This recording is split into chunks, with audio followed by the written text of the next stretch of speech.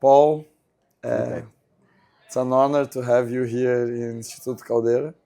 And now I have the challenge to interview, like the best interview that we got here in Semana Caldeira. So thank you for coming to Brazil, to Porto Alegre. It was an honor. It is an honor to have you here with us. Thank you for having me. It's been an honor. I've learned a lot. It's been great. So to start, we met maybe 2 or 3 years ago because I signed your newsletter, and everything that I read in your newsletter, it was amazing.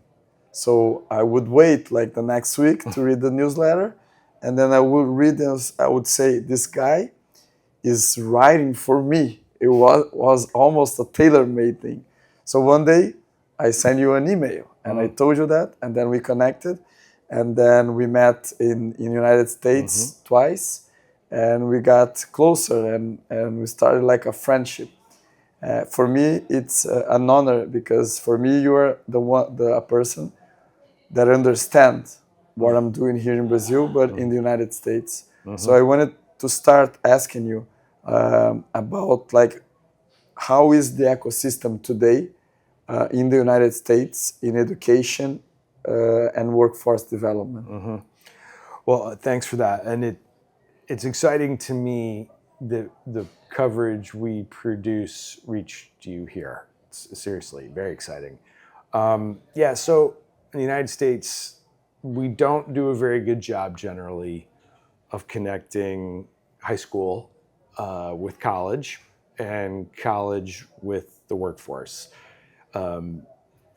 Tend to be pretty rigid with our silos. And I think there's a growing realization that we need to change across politics, demographics, even geography.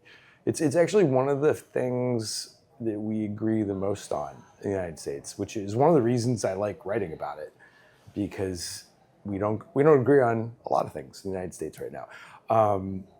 The ecosystem is developing. I think, I've been running this publication 5 years, and I feel like people have gotten more sophisticated about what's needed to not only make it work, but make it sustainable. But that said, it's a struggle. A lot of what I've written about fails. A lot of times the money isn't sufficient.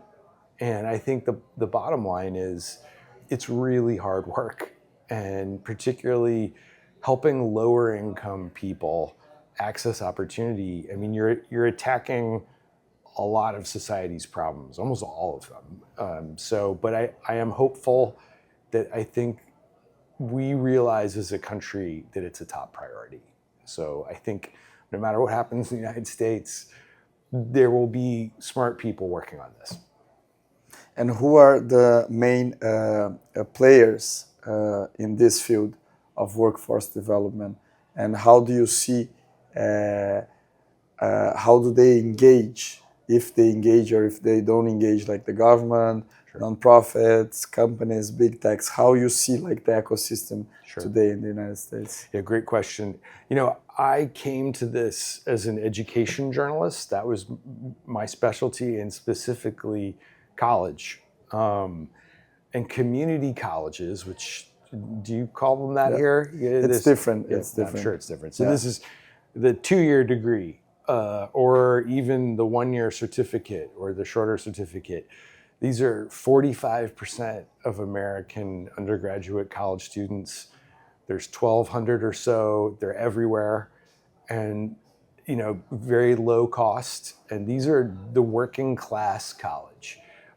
That's what I covered, and that's still the core of, I think, where the solutions to these challenges will come. And we're going through a real period of questioning college as a solution in the United States.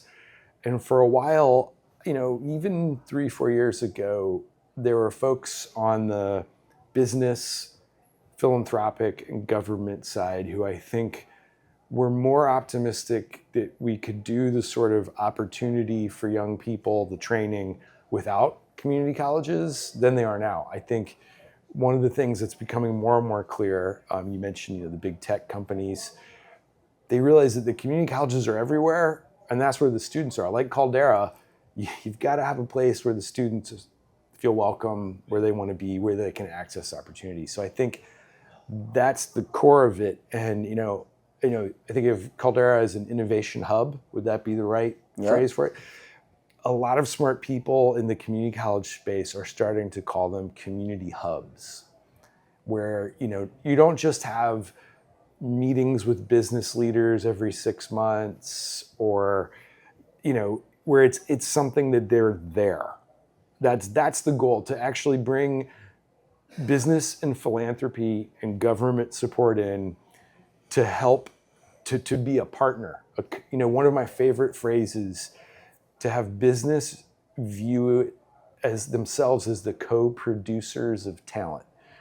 I'm not saying we're there in any way, shape, or form. I think for a lot of business, especially small ones, they don't know how to do this. They don't necessarily even see it as their responsibility.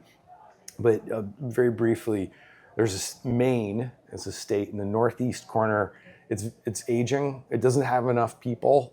It's really struggling. That's where a lot of our shipbuilding has been. They can't fill the jobs. And the Maine community college system has got the employers signing on to a compact to say, we're going to be here. We're going to pay for these training programs. And it's kind of shocking that they've pulled that off. It hasn't happened in many other places. But part of what the Maine community college chancellor told me, it's like they realize now you can't just hire a welder. You have to pay to train the welder. You have to help introduce the high school students to what that life is. So it's that coming together in a spot. And frankly, that's why I'm here. I was very impressed by what you and others described about all the pieces that are here. And I think that's what we're trying to move to in the United States. And as you mentioned, I would love to get your perspective on what did you find here in Caldera when you got here, and what are you taking back to the United States? Well, you told me, yeah, you got to see it. And I was like, well, I don't know. You described it well. I talked to people. You're right, though. It definitely doesn't fully tell. And there's a lot of words I could use, but creativity, energy, optimism, drive. You've got businesses that are here, like startups, big businesses. I saw the governor of the state here today. Your education minister for the state.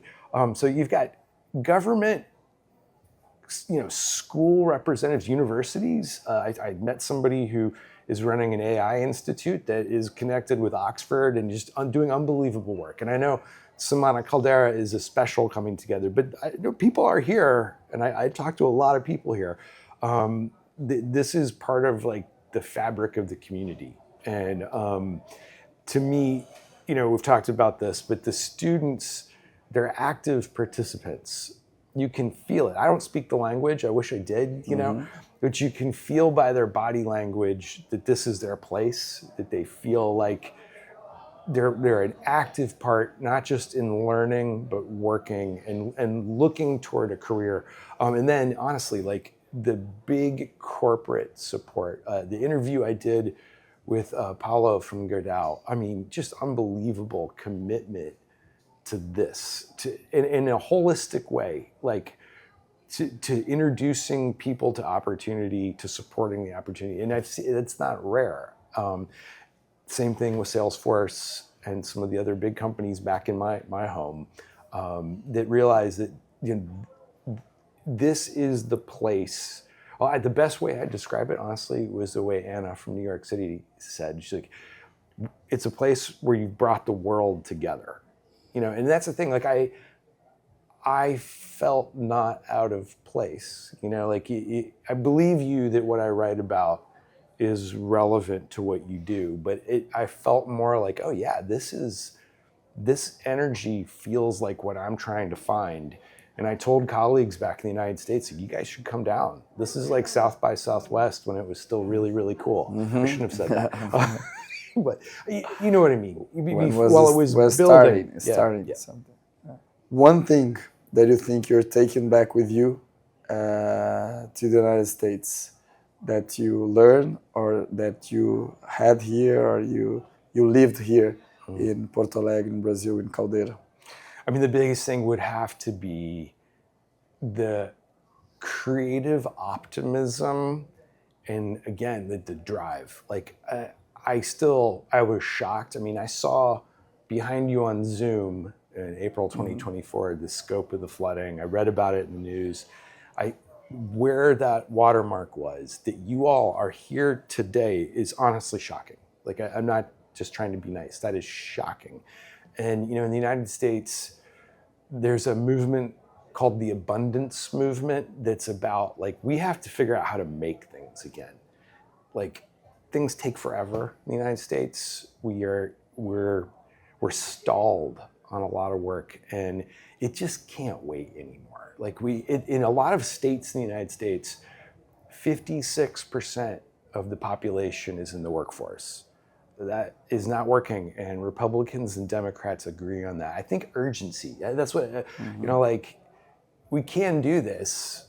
I'm not sure why we're not to the level that you are, but I feel like there's, we can solve a problem. I would like to find out where that's happening at the level I'm seeing here. Amazing, Paul. Thank you so much for coming. And I hope this is the beginning of something even bigger that we can connect between United States, Brazil, and the rest of the world. Me too. Thank you so much. Cheers.